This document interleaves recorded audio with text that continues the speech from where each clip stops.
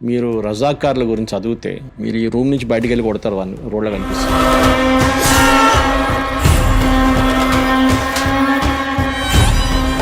అరే ఆయన చేసిన అత్యాచారాలకు ఎందుకు మాట్లాడలేదు?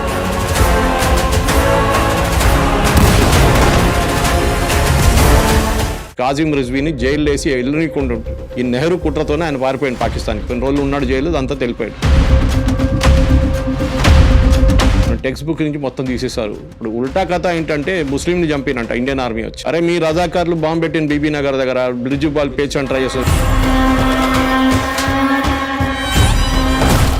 తెలంగాణ రాష్ట్రానికి ఒకప్పుడు ప్రిన్స్లీ స్టేట్ ఉన్నప్పుడు తెలంగాణ రాష్ట్రానికి we own the military, we own the currency, we own the aeroplane as well as train కూడా మనకు ఉండేటువంటి పరిస్థితి ఉంది. అంటే బిఫోర్ ఇండిపెండెన్స్ డే రాకముందు సర్దార్ వల్లభాయ్ పటేల్ చేసినటువంటి దారుణం అని చెప్పేసి కొంతమంది మాట్లాడతారు. లేదు రాజ్యాంగం ఎక్కడైనా ఒక్కరికే వర్తించాలని చెప్పేసి, ఇండియన్ కాన్స్టిట్యూషన్ వర్తించాలని చెప్పేసి మన తెలంగాణ స్టేట్ మీద, అంటే అప్పుడు ప్రిన్స్లీ స్టేట్ ఉన్నప్పుడు మనకు ఇంపోజ్ చేశారని చెప్పేసి చెప్తున్నారు. రీసెంట్గా జరిగినటువంటి రోజులు మీకు ఆ సెలబ్రేషన్స్ అంతా ఒక్కొక్క పార్టీలు తమ దినోత్సవంగా జరుపుకుంటున్నారు. సార్ ఏ విధంగా జరుపుకోవాలి సెప్టెంబర్లో వచ్చినటువంటి ఈ సందర్భాన్ని? మనం విలీనమైందా, విమోచనమైందా? మీరు రజాకార్ల గురించి చదివితే మీరు ఈ రూమ్ నుంచి బయటికి వెళ్ళి కొడతారు వాళ్ళు రోడ్లో కనిపిస్తే. ఎంతమంది చెప్పారు మీకు తెలియదు. ఆల్మోస్ట్ 10,000 మందిని హిందువులను చంపారు రజాకార్లు. పెద్ద కథ ఉంది. డాక్టర్ భాస్కర్ యోగి గారు రాసిన బుక్ ఒకటి ఉంది, చదవండి. తెలుగులో ఉంది, అది ఇంగ్లీష్లో కూడా ట్రాన్స్లేట్ చేశాను. ట్రాన్స్లేషన్ కాపీ కూడా ఉంది.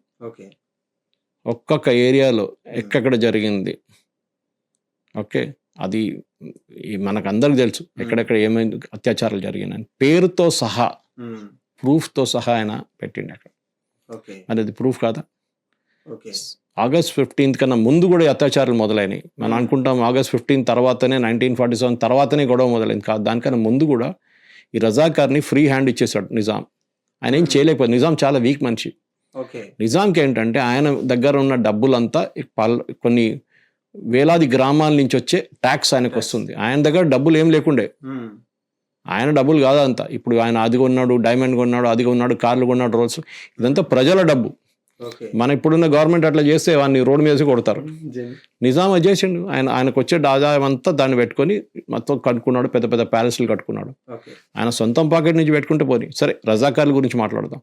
వాళ్ళు చేసిన అత్యాచారాలు మీకు చాలా మటుకు ఎంతో ఎక్కడే జరిగిన అత్యాచారాలని తెలంగాణలో, మరాఠవాడాలో, కర్ణాటకలో, అదంతా చూసి ఎన్ని రోజులు ఊరుకుంటామండి. మీరు ఏమంటున్నారు? యునైటెడ్ నేషన్స్కి వెళ్ళారు, మేము పాకిస్తాన్తో చేరిపోతా అన్నారు ఫస్ట్. తర్వాత ఇండిపెండెంట్గా ఉంటా అన్నారు. తర్వాత స్టాండ్ స్టిల్ అగ్రిమెంట్ సైన్ చేశారు గవర్నమెంట్ ఆఫ్ ఇండియాతో. సర్దార్ పటేల్ చాలా పేషెన్స్ ఉండే, ఎందుకంటే ఆ ప్రాబ్లం ఆ టైంలో 4 స్టేట్స్తోనే ఉండే. ఆగస్ట్ 15 తర్వాత సైన్ చేయని స్టేట్స్ 4 ఉండే. ఒకటి జమ్మూ కాశ్మీర్, జూనాగఢ్, ట్రావెన్కోర్కి వచ్చి అండ్ హైదరాబాద్. ట్రావెన్కోర్కి వచ్చి ఇమ్మీడియట్గా అగ్రీ అయ్యారు, ప్రాబ్లం లేదు. జమ్మూ కాశ్మీర్ కూడా ఒకరోజు తీసుకున్నారు, దాంతో హాఫ్ కాశ్మీర్ వెళ్ళిపోయింది. ఒకరోజు ముందు చెప్తే మహారాజా మహరి సింగ్ మనకు మొత్తం కాశ్మీర్ మన చేతిలో ఉంటుండే. ఎనీవే, జూనాగఢ్ ప్రాబ్లం ఏంటి? గుజరాత్లో, పాకిస్తాన్ పక్కనే గుజరాత్లో జూనాగఢ్, అది కూడా ప్రిన్స్లీ స్టేట్ ఉంటాయి. అక్కడున్న రాజు ఏమన్నా లేదు, మేము పాకిస్తాన్తో కలిసిపోతాం, ఇంత డేంజరస్ అది పాకిస్తాన్ కలిస్తే. సర్దార్ పటేల్ ధమ్కి ఇచ్చింది, నేను చూసుకుంటాలే నిన్ను అని చెప్పిండు. ఆయన ప్రధానమంత్రి ఎవరుండే? జుల్ఫికార్ అలీ భుట్టో ఫాదర్.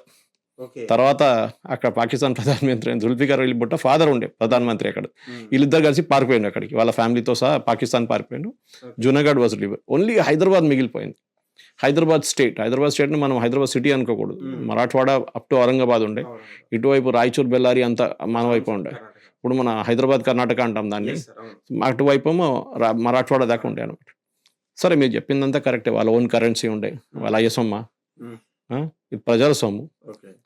మళ్ళీ రైల్వే అన్నాడు. రైల్వే ఎందుకు పెట్టుకున్నారు? ఆయనకు ట్రావెల్ చేయడానికి, ప్రజల కోసం కాదు. బ్రిటిష్ వాళ్ళు పెట్టిండు చాలా మటుకు, వాళ్ళు కట్టిండు, డబ్బులు ఇస్తే వాళ్ళు కట్టిండు. ఓకే, వాళ్ళ కంటోన్మెంట్ ఉండే, వాళ్ళ ట్రూప్స్ని మూవ్ చేయాలి, అదన్నీ ఉండే అనమాట. కేరళలో నిలంబూర్ ఒక రైల్వే ట్రాక్ కట్టింది, నిలంబూర్ నుంచి కొచ్చిన్ దాకా. ఎందుకు?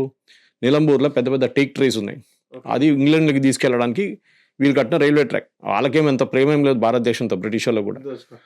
మీరు ఎలక్ట్రిసిటీ పెట్టారు, మింట్ కాంపౌండ్ కూడా పెద్ద ఇది కట్టారు, మింట్ కాంపౌండ్ మొత్తం హైదరాబాద్ మొత్తం ఎలక్ట్రిసిటీ వచ్చేసిందని. కరెక్ట్, చేశారు. ఆయన డబ్బులు ప్రజల దగ్గర నుంచి మీరు డబ్బులు ట్యాక్స్ తీసుకున్నప్పుడు మీరు జమీందారులు పెట్టి అవును. పట్వారీని పెట్టి దేశముఖులు పెట్టి చేసిన పనికి అత్యాచారాలకి మీరు గుంజుకున్న డబ్బుకి ప్రజలకి కరెంట్ ఇచ్చారు, రోడ్లు ఇచ్చారు. దాని ఎంత పెద్ద పని ఏం చేశారు వాళ్ళు? ఓకే. కానీ వీళ్ళు చెప్తూ చూసేదో నిజాం పెద్ద పని చేసిండు, నిజాం ఎంత మంచోడు. అరే ఆయన చేసిన అత్యాచారాలకు ఎందుకు మాట్లాడలేదు? ఎక్కడైనా కానీ మిగతా ఏదైనా దేశంలో ఉంటే కాజిం రిజ్వీని జైలు వేసి వెళ్ళనీకుండా ఉంటుంది. ఈ నెహ్రూ కుట్రతోనే ఆయన పారిపోయాడు పాకిస్తాన్కి. కొన్ని రోజులు ఉన్నాడు జైలు, అంతా తెలిపాడు. ఈ షుడ్ బీన్ ట్రైడ్. మన నాజీస్ని ఎట్లా చంపినరో దాని తర్వాత జ్యూస్ మీద వాళ్ళు జరిగిన అత్యాచారాలకి న్యూరంబర్గ్ ట్రయల్స్ పెట్టినట్లు ఈయన కూడా ఒక ట్రయల్ పెట్టాలి ఉండే ఇక్కడ హైదరాబాద్లో. చేయలేదు. కొన్ని రోజులు జైల్లో పెట్టేసి మళ్ళీ ఆయన పాకిస్తాన్ పంపించేసాడు. అప్పుడు చేసిన అత్యాచారాలతోని ఎంతోమంది చనిపోయారు. సరే వాళ్ళ పేర్లు ఉన్నాయి, వాళ్ళకి చాలామందికి పెన్షన్ వచ్చేసింది, చాలామందికి ఫ్రీడమ్ ఫైటర్స్ పెన్షన్ వచ్చేది, ఆయన చాలా బాగా చేశారు. కానీ ఇప్పుడు కూడా మనం మర్చిపోకూడదు. ఓకే, అది అక్కడ ఆ రోజు జరిగిన అత్యాచారాలకి ఒక్కొక్క ప్లేస్ పరకాల ఉండొచ్చు, ఎక్కడైనా ఉండొచ్చు, కానీ ఆ ప్లేసెస్ గురించి మనం ఎప్పుడు మన టెక్స్ట్ బుక్స్లో ఎక్కడ లేవు. మన టెక్స్ట్ బుక్ నుంచి మొత్తం తీసేశారు. ఇప్పుడు ఉల్టా కథ ఏంటంటే ముస్లింని చంపినంట ఇండియన్ ఆర్మీ వచ్చి. అరే మీ రజాకార్లు బాంబు పెట్టిన బీబీ నగర్ దగ్గర బ్రిడ్జ్ బాల్ పేర్చని ట్రై చేస్తుంది, వాళ్ళు చనిపోతే మేమేం చేయాలి? ఇండియన్ ఆర్మీ ప్రొఫెషనల్ ఆర్మీ ఆ టైంలో. లెఫ్టినెంట్ అప్పుడు మేజర్ జనరల్ జార్జ్ ఆయన ఉండే. ఇక్కడ నుంచి రుద్ర వచ్చిండు, ఇటువైపు నుంచి రంజిత్ సింగ్ జీ లీడ్ చేసిండు. సో జేఎన్ చౌదరి గారు మెయిన్ ఉండే, ఆయన సరెండర్ తీసుకున్నారు పరేడ్ గ్రౌండ్లో September 17th. అది కూడా సరెండర్ ఎవరు చేసిండు? ఎల్ద్రూస్. ఆడు ఈజిప్షియన్ నుంచి వచ్చినాడు. నిజాంకి ఆయన సొంత మనుషుల మీద అసలు భరోసా లేకుండే. సెక్యూరిటీ కూడా ఆఫ్రికన్ క్యావెలరీ గార్డ్స్ అని పెట్టిండు, ఆఫ్రికా నుంచి తీసుకొచ్చిండు. మన దగ్గర మాసప్ ట్యాంక్ ఏసీ గార్డ్స్ అంటాం, వాళ్ళు ముందు అక్కడే ఉంటుండే. దానికోసం ఏసీ గార్డ్స్ అని పేరు వచ్చింది, ఆఫ్రికన్ క్యావెలరీ గార్డ్స్.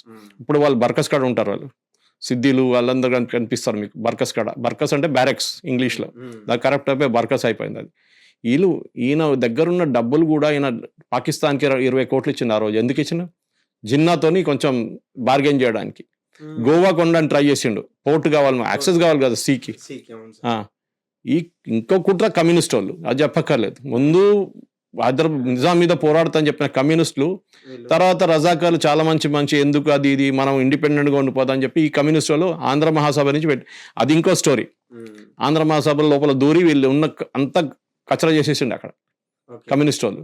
వాళ్ళ రోల్ ఇంకోటి సపరేట్గా, అది ఇంకా పెద్ద పుస్తకం రాయొచ్చు దాని మీద, వాళ్ళు చేసిన కుట్ర కమ్యూనిస్ట్ వాళ్ళది. బేసికలీ ఏంటంటే హైదరాబాద్ విమోచన అనేది ఆ రోజు జరిగింది, విలీనం కాదు. వి లిబరేటెడ్ హైదరాబాద్. నిజాం సరెండర్డ్. అక్కడ డెక్కన్ రేడియో, ఇప్పుడున్న ఆల్ ఇండియా రేడియో వెళ్ళి మన పబ్లిక్ గార్డెన్ ఎదురుగా అక్కడ వెళ్ళి సరెండర్ చేసిండు, అనౌన్స్ చేసిండు, ఐఎమ్ సరెండరింగ్. నేను ఎల్ద్రూస్ దగ్గర చెప్పాను వెళ్ళి సరెండర్ చేయమని. లియాక్ అలీ దగ్గర రాజీనామా చేస్తానని ప్రధానమంత్రి, ఆ రజాకర్ ఆడును ఎక్కడో చార్మినార్ అని పట్టుకున్నారంట. ఓకే, వీళ్ళందరినీ తీసుకెళ్ళి వేసేసిండు అప్పుడు జైల్లో. కానీ నేను అదే చెప్తాను, కాసిం రిజ్వీ, రజాకర్ కానీ మిగతా వాళ్ళు కానీ ట్రయల్ పెట్టాలంటే వీళ్ళని జైలు పంపించాలంటే, కానీ చేయలేదు. ఎంతమందిని చంపిన మనుషులు ఫ్రీగా తిరుగుతున్నారు ఇప్పుడు కూడా. వాళ్ళు ఇప్పుడు లేరు అనుకోండి ఆ టైంలో. అది నెహ్రూ చాలా పెద్ద మనిషి కదా నెహ్రూ, ఆయనకి హృదయం మొత్తం ఓపెన్ చేసి ఏమైనా చేసుకోండి మీరు అంటారు ఆయన. హిట్ టీవీ యాప్, ఇందులో short news, live news, entertainment shows, movies, digital magazines తో పాటు మీ జిల్లా వార్తలను కూడా ఫ్రీగా చూడొచ్చు. ఇంకెందుకు ఆలస్యం, వెంటనే హిట్ టీవీ యాప్ ని డౌన్లోడ్ చేసుకుని ఫ్రీగా ఎంటర్టైన్మెంట్ పొందండి. Hit TV app. Hit TV app. Please download hit TV app. Hit TV app ని ఫ్రీగా డౌన్లోడ్ చేసుకుని ఎంజాయ్ చేయండి. మీకు నచ్చిన ఎంటర్టైన్మెంట్ కోసం హిట్ టీవీ యాప్ ని ఫ్రీగా డౌన్లోడ్ చేసుకుని ఎంజాయ్ చేయండి. హిట్ టీవీ యాప్ ని డౌన్లోడ్ చేసుకుని ఆస్వాదించండి, ఆశీర్వదించండి. ఇంతమంది సెలబ్రిటీలు హిట్ టీవీ యాప్ ని డౌన్లోడ్ చేసుకోండి అని చెప్తున్నారంటే ఎంత మంచి యాప్ ఆలోచించండి. అమెరికా అమెరికా అమెరికా అమెరికాలో చదవాలనుకునే వాళ్ళకి విశ్వసనీయమైన పేరు మన శౌర్య కన్సల్టెన్సీ. UK లో 1 year masters. UK లో 1 year masters. 2 years work permit up to 5 years visa. Contact Saurya Consultancy. Contact 89851 89851.